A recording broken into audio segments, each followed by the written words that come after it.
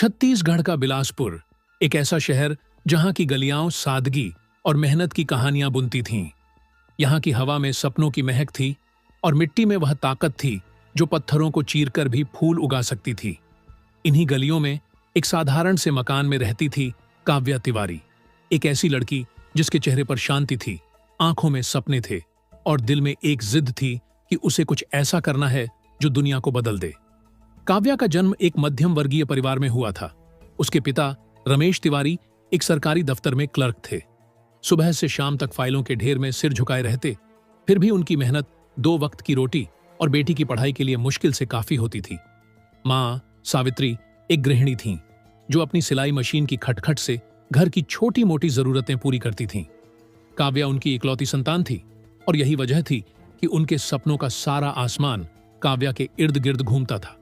रमेश जी का मानना था कि बेटियां बोझ नहीं बल्कि घर की रोशनी होती है। उन्होंने काव्या को कभी कमतर नहीं समझा। जब मोहल्ले वाले ताने मारते, लड़की को इतना पढ़ाकर क्या करोगे, शादी कर दो, यही उसका भविष्य है, तो रमेश जी मुस्कुराकर जवाब देते, मेरी काव्या वह सूरज है जो सिर्फ घर नहीं पूरे समाज को रोशन करेगी। काव्या ने पिता की इस बात को अपने दिल में बिठा लिया था। उसका सपना था देश की सेवा करना, एक ऐसी अफसर बनना जो सच और न्याय की मिसाल कायम करे। उसकी आंखों में सिविल सेवा का सपना चमकता था और वह इसके लिए दिन रात मेहनत करती थी। काव्या का बचपन बिलासपुर की तंग गलियों में बीता था। उनके घर में बिजली का कनेक्शन था, लेकिन बिजली आती जाती रहती थी। रात को जब लाइट चली जाती, काव्या मिट्टी के तेल के लैंप की रोशनी में पढ़ाई करती। उसका कमरा छोटा सा था, दीवारों पर पपड़ी उखड़ रही थी, लेकिन उसकी किताबें और नोट्स हमेशा करीने से सजे रहते। स्कूल में वह हमेशा अव्वल रहती। शिक्षक उसकी तारीफ करते नहीं थकते थे। काव्या में कुछ खास है, वे कहते, ये लड़की एक दिन बड़ा नाम करेगी। काव्या की सबसे बड़ी ताकत थी उसकी जिद। एक बार जब वह स्कूल में एक निबंध प्रतियोगिता में हिस्सा ले रही थी, तो उसने देखा कि बाकी बच्चे अपनी माँ पिता की मदद से निबंध लिख रहे थे। काव्या के पास कोई मदद नहीं थी। रमेश जी को अंग्रेजी नहीं आती थी और सावित्री को लिखने पढ़ने से ज्यादा घर की जिम्मेदारियों की चिंता थी। लेकिन काव्या ने हार नहीं मानी। उसने लाइब्रेरी से किताबें उधार लीं, रात रात जागकर निबंध तैयार किया और आखिरकार पहला पुरस्कार जीता। उस दिन स्कूल में जब उसका नाम पुकारा गया, तो रमेश जी और सावित्री दर्शक दीर्घा में बैठे तालियां बजा रहे थे। उनकी आंखों में आंसू थे और काव्या ने उस पल को अपने दिल में संजो लिया। लेकिन सपने आसान नहीं होते। बिलासपुर जैसे छोटे शहर में, जहां संसाधनों की कमी थी और समाज की सोच अभी भी पुरानी परतों में जकड़ी थी, काव्या के लिए राहें आसान नहीं थीं। स्कूल के बाद वह लाइब्रेरी में घंटों पढ़ाई करती, पुरानी किताबों को बार बार उलट पलट करती और अपने नोट्स बनाती। माँ उसे देखकर कहती, बेटी थोड़ा आराम कर लिया कर, तेरा शरीर जवाब दे देगा। लेकिन काव्या मुस्कुराकर जवाब देती, माँ मेरे सपने मुझे सोने नहीं देते। जब काव्या ने बिलासपुर के सरकारी कॉलेज में दाखिला लिया, तो उसकी जिंदगी ने एक नया मोड़ लिया। कॉलेज का माहौल स्कूल से बिल्कुल अलग था। यहाँ की हलचल, नए चेहरों की भीड़ और आजादी का एहसास काव्या को एक नया संसार दिखा रहा था। वह अब भी अपनी पढ़ाई में डूबी रहती, लेकिन कॉलेज की गतिविधियों में भी हिस्सा लेने लगी थी। डिबेट प्रतियोगिताओं में उसकी आवाज गूंजती और प्रोफेसर उसकी बुद्धिमत्ता की तारीफ करते। लेकिन यहाँ की दुनिया में सिर्फ किताबें और पढ़ाई ही नहीं थी। यहाँ रिश्तों की नई परिभाषाएं लिखी जा रही थीं और काव्या की जिंदगी में भी एक नया किरदार आया, रोहन वर्मा। रोहन शहर के सबसे बड़े उद्योगपति हरिशंकर वर्मा का बेटा था। वह कॉलेज में एक अलग ही रुतबा रखता था। उसकी महंगी गाड़ियां, ब्रांडेड कपड़े और बेपरवाह अंदाज हर किसी का ध्यान खींचते थे। कॉलेज की लड़कियां उसकी एक झलक पाने के लिए बेताब रहती थीं, लेकिन रोहन की नजर काव्या पर ठहर गई। पहली मुलाकात लाइब्रेरी में हुई थी। काव्या अपनी किताबों में खोई थी जब रोहन ने उससे एक किताब मांगी। काव्या, ये किताब मेरे पास नहीं है, तुम्हारे पास है क्या? उसकी आवाज में एक अजीब सी मिठास थी। काव्या ने किताब दी और बातों का सिलसिला शुरू हुआ। रोहन ने काव्या की सादगी और उसकी मेहनत को तारीफों से नवाजा। तुम जैसी लड़की मैंने पहले कभी नहीं देखी, उसने कहा। तुम में कुछ अलग है, कुछ ऐसा जो बाकियों में नहीं। काव्या, जिसने कभी किसी से इतनी तारीफें नहीं सुनी थीं, धीरे धीरे रोहन के आकर्षण में बंधने लगी। रोहन ने उसका ध्यान रखना शुरू किया। वह उसके लिए किताबें लाता, उसे लाइब्रेरी तक छोड़ता और उससे घंटों बातें करता। वह कहता, काव्या तुम मेरे लिए खास हो, मैं तुम्हारे सपनों को सच करने में तुम्हारा साथ दूंगा। काव्या को उसकी बातों पर यकीन हो गया। उसे लगा कि रोहन वाकई उससे प्यार करता है। उसने अपने दिल के दरवाजे खोल दिए। पहली बार उसे लगा कि कोई उसे समझता है, कोई उसके सपनों को उतना ही महत्व देता है जितना वह खुद देती है। रोहन के साथ बिताए पल काव्या के लिए एक सपने जैसे थे। वह उसे कॉलेज के बाद पास की चाय की दुकान पर ले जाता, जहां वे घंटों बातें करते। वह उसे अपने भविष्य के सपने बताता, कैसे वह अपने पिता का व्यवसाय और बड़ा करेगा, कैसे वह दुनिया घूमेगा। काव्या सुनती और अपने सपनों को उसके सपनों के साथ जोड़ने लगी। लेकिन यह सपना ज्यादा दिन नहीं टिका। एक दिन कॉलेज की कैंटीन में काव्या ने रोहन को एक दूसरी लड़की के साथ देखा। वह लड़की, जिसका नाम प्रिया था, रोहन के कंधे पर सिर रखकर हंस रही थी। रोहन का चेहरा बेपरवाह था, जैसे यह कोई नई बात नहीं थी। काव्या का दिल जैसे ठहर गया। उसने हिम्मत जुटाकर रोहन से सवाल किया, रोहन, ये सब क्या है? रोहन ने उसकी ओर देखा और फिर एक ठहाका लगाया। कैंटीन में मौजूद हर शख्स की नजर काव्या पर थी। रोहन ने बिना किसी हिचक के कहा, काव्या, तुम क्या समझती हो? तुम मेरे लिए सिर्फ एक टाइम पास थी। तुम जैसी लड़कियां तो सिर्फ किताबों में जीती हैं। असल दुनिया में तुम्हारा कोई वजूद नहीं। उसके शब्द काव्या के दिल में तीर की तरह चुभे। कैंटीन में मौजूद लोग हंसने लगे। कुछ ने तालियां बजाईं, कुछ ने ताने मारे। काव्या के पैरों तले जमीन खिसक गई। वह बिना कुछ कहे वहां से चली गई। उस दिन वह कॉलेज से सीधे घर लौटी और अपने कमरे में बंद हो गई। मां ने कई बार दरवाजा खटखटाया, लेकिन काव्या ने जवाब नहीं दिया।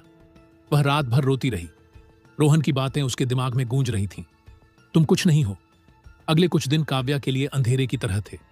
वह कॉलेज नहीं गई। उसका आत्मविश्वास जैसे टूट चुका था।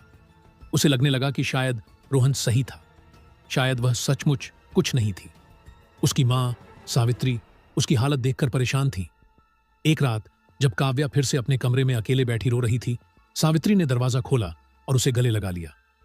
बेटी, जो हुआ उसे भूल जा, उन्होंने कहा। तू वह लड़की है जो आसमान छू सकती है। कोई एक इंसान तेरे सपनों को नहीं तोड़ सकता। सावित्री की बातें काव्या के दिल को छू गईं। उसने अपनी मां की आंखों में देखा और पूछा, मां, क्या मैं सचमुच कुछ कर सकती हूं? सावित्री ने मुस्कुराकर कहा, बेटी, तू वह है जो तू बनना चाहती है। दुनिया की कोई ताकत तुझे रोक नहीं सकती। उस रात काव्या ने अपने आंसू पोंछे। उसने अपने पुराने नोट्स निकाले जिनमें उसने अपने सपनों को लिखा था। उसने अपने पिता की कही बात याद की। काव्या, तुम सूरज हो। उसने आईने में खुद को देखा और वादा किया, अब कोई रोहन मेरी कमजोरी नहीं बनेगा। मैं खुद अपनी ताकत बनूंगी। उस दिन के बाद काव्या ने खुद को पूरी तरह बदल दिया। उसने अपनी पढ़ाई पर और ज्यादा ध्यान देना शुरू किया। वह सुबह जल्दी उठती, लाइब्रेरी जाती और देर रात तक पढ़ाई करती। उसने अपने दोस्तों से दूरी बना ली, क्योंकि वह नहीं चाहती थी कि कोई भी चीज उसे उसके लक्ष्य से भटकाए। कॉलेज में लोग अब भी रोहन की बातों का जिक्र करते, लेकिन काव्या ने उन तानों को नजरअंदाज करना सीख लिया। वह दिल्ली चली गई, जहां उसने सिविल सेवा की कोचिंग ज्वाइन की। दिल्ली की चमक दमक और तेज रफ्तार जिंदगी काव्या के लिए नई थी। वहां के छात्रों के बीच वह खुद को अकेला महसूस करती थी। बाकी छात्रों के पास महंगी किताबें थीं, कोचिंग के नोट्स थे, लेकिन काव्या के पास सिर्फ उसकी मेहनत और जिद थी। उसने पुरानी किताबों से पढ़ाई की, लाइब्रेरी में घंटों बिताए और अपने नोट्स खुद बनाए। वर्षों की मेहनत, त्याग और धैर्य के बाद काव्या ने सिविल सेवा परीक्षा दी। जब रिजल्ट आया तो उसका नाम शीर्ष पर था। बिलासपुर में खबर फैल गई। रमेश जी और सावित्री की आंखों में आंसू थे। मोहल्ले वाले, जो कभी काव्या को ताने मारते थे, अब उसकी तारीफ कर रहे थे। काव्या की नियुक्ति छत्तीसगढ़ में ही हुई और वह अब एक IAS अधिकारी थी, तेजस्वी, ईमानदार और समाज के प्रति समर्पित। काव्या की नियुक्ति के बाद बिलासपुर में एक नई हलचल थी। लोग उसकी तारीफ करते नहीं थकते थे, लेकिन काव्या का ध्यान सिर्फ अपने कर्तव्य पर था। उसे जल्द ही पता चला कि शहर का सबसे बड़ा उद्योगपति हरिशंकर वर्मा और उसका बेटा रोहन अवैध कारोबार में लिप्त थे। उनकी कंपनी बाहर से तो चमकदार थी, लेकिन भीतर से यह अवैध सौदों, घूसखोरी और जमीन हड़पने की काली दुनिया से जुड़ी थी। काव्या ने बिना किसी डर के इस मामले की जांच शुरू की। उसने हर उस दस्तावेज को खंगाला जो रोहन के कारोबार से जुड़ा था। गवाहों को सामने लाया गया और धीरे धीरे सच्चाई सामने आने लगी। रोहन और उसके पिता को लगा कि काव्या सिर्फ एक नई अफसर है, जिसे आसानी से डरा धमकाकर चुप कराया जा सकता है। उन्होंने काव्या को रिश्वत देने की कोशिश की। एक दिन रोहन खुद काव्या के दफ्तर में आया। उसने वहीं पुरानी मुस्कान बिखेरी और कहा, काव्या, पुरानी बातें भूल जाओ। तुम्हें जो चाहिए मैं दूंगा। बस इस जांच को रोक दो। काव्या ने उसकी ओर देखा और शांत स्वर में कहा, रोहन, मेरा ईमान बिकाऊ नहीं है। तुमने एक बार मेरे दिल को तोड़ा था, लेकिन अब तुम मेरे कर्तव्य को नहीं तोड़ सकते। रोहन को उसकी बातों पर गुस्सा आया। उसने धमकी दी, तुम जानती हो मैं कौन हूं, तुम्हारी नौकरी चली जाएगी। लेकिन काव्या अडिग रही। उसने जांच को और तेज कर दिया। आखिरकार वह दिन आया जब काव्या ने रोहन को गिरफ्तार करने का आदेश जारी किया। पूरा शहर स्तब्ध था। खबरें फैल गईं। एक ईमानदार आईएएस अधिकारी ने शहर के सबसे ताकतवर उद्योगपति के बेटे को जेल भेज दिया। लेकिन कहानी यहीं खत्म नहीं हुई। इस पूरे मामले के दौरान काव्या की मुलाकात हुई विशाल वर्मा से, रोहन के छोटे भाई। विशाल रोहन से बिल्कुल अलग था। वह शांत, विचारशील और काव्या की ईमानदारी से प्रभावित था। उसने कई बार काव्या की मदद की, कभी दस्तावेज जुटाने में तो कभी जन सुनवाई के दौरान। विशाल ने अपने परिवार के कारोबार से दूरी बना रखी थी, क्योंकि वह उनके अवैध कामों से सहमत नहीं था। एक दिन जब जांच अपने चरम पर थी, विशाल ने काव्या से अपने दिल की बात कही। मैं तुम्हारी ताकत से प्यार करता हूं काव्या, उसने कहा।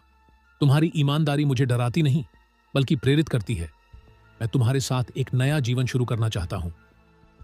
काव्या चौंक गई। उसे रोहन का विश्वासघात याद आया। क्या यह भी एक जाल था? क्या वह फिर से किसी पर भरोसा कर सकती थी? उसने विशाल से साफ कहा, मैंने अपनी जिंदगी आंसुओं की स्याही और संघर्ष की कलम से लिखी है। मैं किसी भी भावना को अपने कर्तव्य के रास्ते में नहीं आने दूंगी। विशाल ने मुस्कुराकर जवाब दिया, अगर तुम्हारा कर्तव्य ही तुम्हारा प्रेम है, तो मैं खुद को धन्य समझूंगा कि मैं एक ऐसी स्त्री से प्रेम करता हूं जो देश से प्रेम करना जानती है। काव्या की कहानी सिर्फ उसकी नहीं थी। वह हर उस लड़की की कहानी थी जो टूटकर भी उठना जानती है। जहां लोग बदले की आग में दूसरों को जलाने निकलते हैं, वहां काव्या ने अपने कर्तव्य की लौ में खुद को रोशन किया। वह अब सिर्फ एक नाम नहीं थी, वह एक प्रतीक बन चुकी थी। उसकी कहानी बिलासपुर की गलियों से निकलकर पूरे देश में फैल गई। लोग कहते, काव्या जैसी बेटियां समाज की नींव होती हैं। काव्या ने कभी पीछे मुड़कर नहीं देखा। उसने अपने कर्तव्य को अपना प्रेम बनाया, अपने स्वाभिमान को अपनी ताकत। वह हर उस लड़की के लिए एक मिसाल बन गई जो अपने सपनों को सच करने की हिम्मत रखती है। कर्तव्य की राह पर चलने वाली स्त्रियां प्रेम कर सकती हैं, पर झुकती नहीं।